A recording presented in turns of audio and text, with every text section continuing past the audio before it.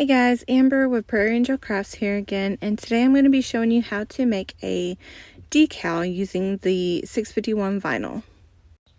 Okay, so I've already opened up Cricut Design Space. I went ahead and started typing in my name. I already know the font I'm going to use, so I went to the select font at the top, and over to the right hand side it has a spot where you can type in the font you want. I used Magnolia Sky because it's a good script font. So after you get the font you want, you highlight it and press ungroup up at the top.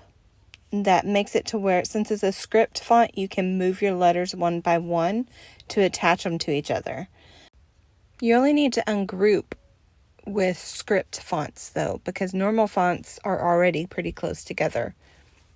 So now what you do is you select your letter and you go up to the top to position, and you select horizontal positioning, or H, and you just kind of move it over till they butt up against each other. And once you get that, then you will highlight the letters that you attached and then move those over horizontally as well until they attach to each other.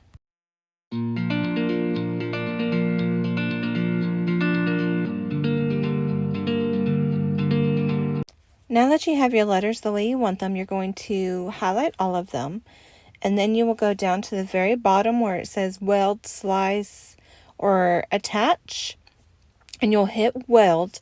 And what that does is when you cut them out, they'll actually be attached to each other, versus when you attach them at the bottom, it will make it to where you can still pull them up piece by piece. So now what you do is you size your name the way you want it on whatever you're going to put it on. I'm going to put it on a binder in this case. And you go up to the top to where it says make it. And with sticker vinyl, you do not have to mirror it. If you're using heat transfer vinyl, you would have to come over to the side and hit mirror, so that way when you cut it out, it goes on the t-shirt or whatever you're going to put it on the correct way. So since I'm using the 651, again, I am not going to mirror it. Go ahead and put your 651 on top of your Cricut mat and just smooth it out. Make sure there's no bubbles or anything like that. And then you are ready to put it inside your Cricut and press load. And then you'll come down to the very bottom, and this green little button down here, you will go ahead and press that. So after you click that green button that says make it, it'll pull up a little thing at the top for you to choose what you are cutting.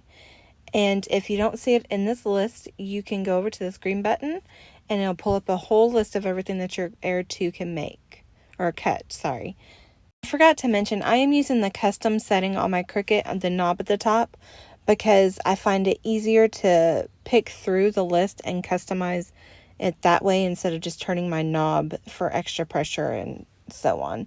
So I choose my vinyl, and once you do that, it'll pull up another thing that says load it, which I've already done so. After it is loaded, it'll give you the prompt to push the C button on your machine, and it'll start cutting your 651 vinyl. So once your Cricut is finished cutting your 651 vinyl, it'll prompt you to unload your mat from your machine. And at that point, you are ready to take your paper off of your mat. Carefully do this because it can get stuck sometimes. And then once I get my sticker vinyl off of my machine, I trim it down a little bit, so that way it's a little easier to peel up the negative space around my decal.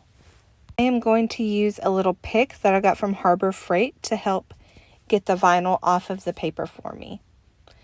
So you just carefully peel one end and pull up the negative space around. Once you get that done, I use my pick to pick through the centers of the letters to get the little pieces out of there. So here's my finished decal, and now I am ready to put on my transfer tape. So now what you're going to do is just trim down your decal, the negative space around it, so you're not using so much transfer tape. And for transfer tape, I like using this manila scotch tape, because for one, you can see through it, and two, the transfer tapes, I've had bad luck with transfer tapes. I can't really find any that my 651 vinyl doesn't really stick to, and this one seems to work very well for me. Others have had no issue using transfer tapes. I can't use them for some reason. So what you do is you just kind of pull your tape piece by piece, and just make sure you overlap them so that way when you pull it off your backing, it all comes off in one piece. Once you get all the tape on there, you kind of rub it down a little bit more, and then I like to trim up the edges just a little bit, just personal preference. And then you are ready to put it on to your surface. Okay, so now my decal is ready to go, and this is what it looks like. See how you can see through the manila tape, which is why I like using this one versus like the blue painter's tape. Now we're ready to put our decal onto our surface. I am just using a normal notebook. Be sure to clean your surface with rubbing alcohol before putting your decal on, and make sure it's completely dry. And then next you're just going to kind of peel up your sticker from the backing carefully, because some of them can be stuck. If it does get stuck, you just kind of put it back down and rub it a little bit more. Now I'm ready to put it in position. Once you get it in position, you just kind of rub it down. Make sure you rub it nice and firm. That way your decal adheres to your surface properly.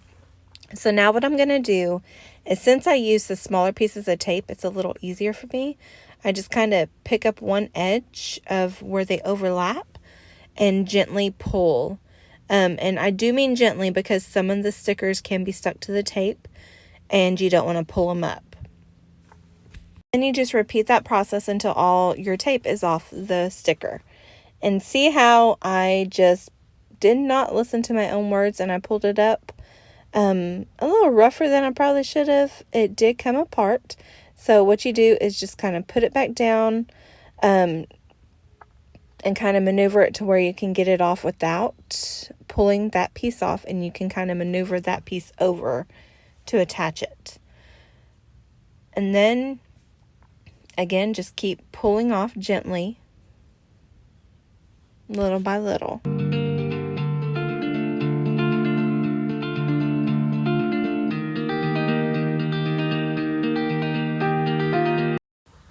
And I am finished pulling the tape off, and this is going to be my final product.